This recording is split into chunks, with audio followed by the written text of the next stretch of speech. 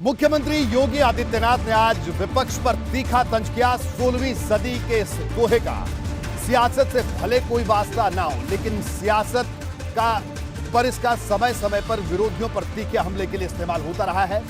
CM योगी ने कहा कि जाकी रही भावना जैसी प्रभु मूरत देखी तिन तैसी। इसके जरिए सबसे बड़ा निशाना कांग्रेस पर था। सीएम योगी ने कहा कि कांग्रेस ने सत्ता में रहते हुए खुद जो हरकतें की, आज उसी का आरोप दूसरों पर लगा रही है।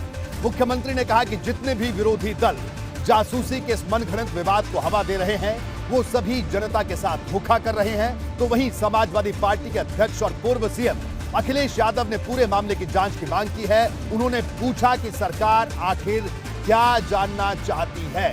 मुख्यमंत्री योगी आदित्यनाथ ने जासूसी विवाद को साजिश बताने के साथ इसको लेकर कई तर्क दिए। उनका दावा है कि पिछले कुछ सालों में ऐसे एक नहीं कई उदाहरण हैं जब विपक्ष ने अलग अलग मुद्दों को, विवादों को उछाला और यहां तक कि हिंसा को भड़काने की साजिश में विरोधी भी शामिल हुए।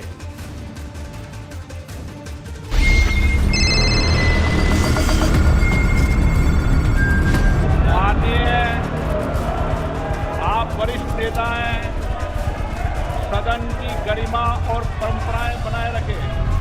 जासूसी विवाद पर लोकसभा और राज्यसभा में विपक्ष ने जमकर हंगामा किया।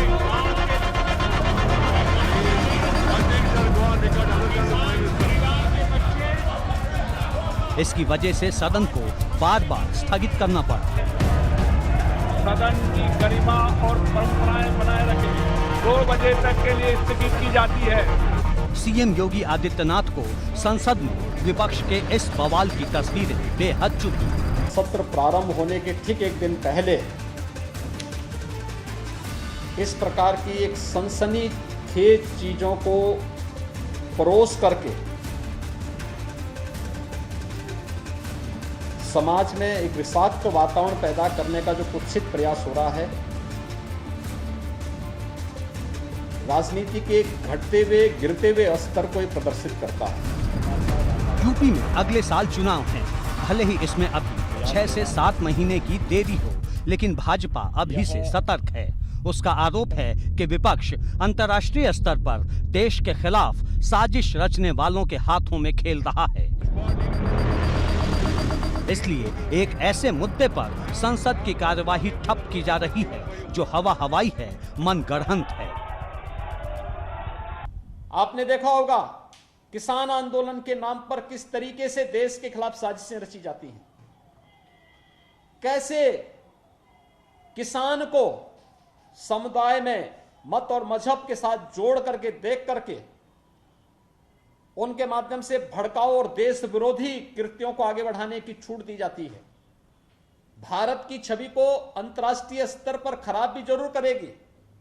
कोरोना कालखंड के अंदर विपक्ष के इस नकारात्मक रवैये के कारण भारत की छवि पहले काफी आहत हुई, लेकिन अपनी नकारात्मकता से विपक्ष आज भी बाज नहीं आ रहा है।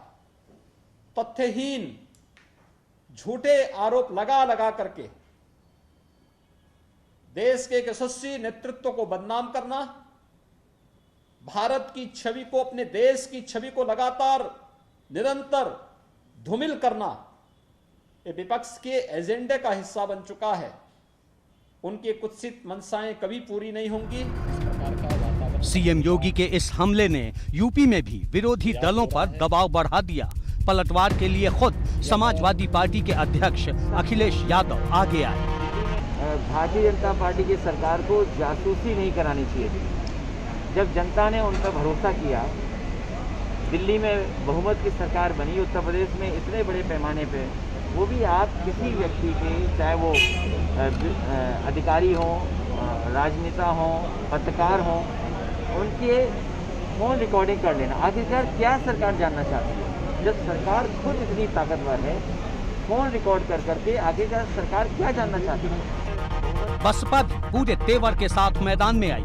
जासूसी विवाद पर एक के बाद एक पार्टी अध्यक्ष मायावती ने 2 ट्वीट किए। उन्होंने लिखा कि जासूसी का गंदा खेल व ब्लैकमेल आदि कोई नई बात नहीं, किंतु काफी महंगे उपकरणों से निजता भंग करके मंत्रियों, विपक्षी नेताओं, अफसरों और पत्रकारों आदि की सूक्ष्म जासूसी करना अति गंभीर व खतरनाक मामला है, जिसका भंडाफोड़ हो जाने से यहाँ देश में भी खलबली व सनसनी फैली हुई है। इसके संबंध में केंद्र की बार बार अनेकों प्रकार की सफाई, खंडन व तर्क लोगों के गले के नीचे नहीं उतर पा रहा है।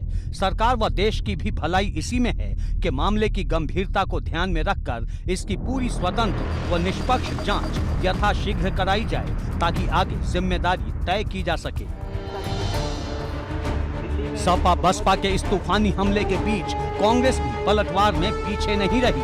भारतीय जनता पार्टी सरकार के पहले भारत बहुत सारे मामलों में अग्रणी पंक्ति में खड़ा था, लेकिन जब से भारतीय जनता पार्टी सरकार बनी है, भारत में लगातार लोकतंत्र सूचकांक में गिरावट आई। तो दुनिया के तमाम सर्वे कहते हैं भुखमरी में हम पाकिस्तान, बांग्लादेश से पीछे कर दिया। विपक्ष के इन हमलों को आपने देख लिया। अब सुनिए मुख्यमंत्री योगी आदित्यनाथ ने जासूसी कांड को उछालने वालों को कैसे 2022 को लेकर सीधी चुनौती दी। दो टूक कहा, जनता सब देख रही है, वो जवाब देगी। ठीक उसी तरह जैसे राफेल खरीद को घोटाला बताने वालों को 2019 के लोकसभा चुनाव में जनता ने जवाब दिया था। जनता जनार्दन समय आने पर उन्हें फिर से जवाब देगा, वैसे ही जवाब देगा जैसे 2019 के लोकसभा चुनाव के ठीक पहले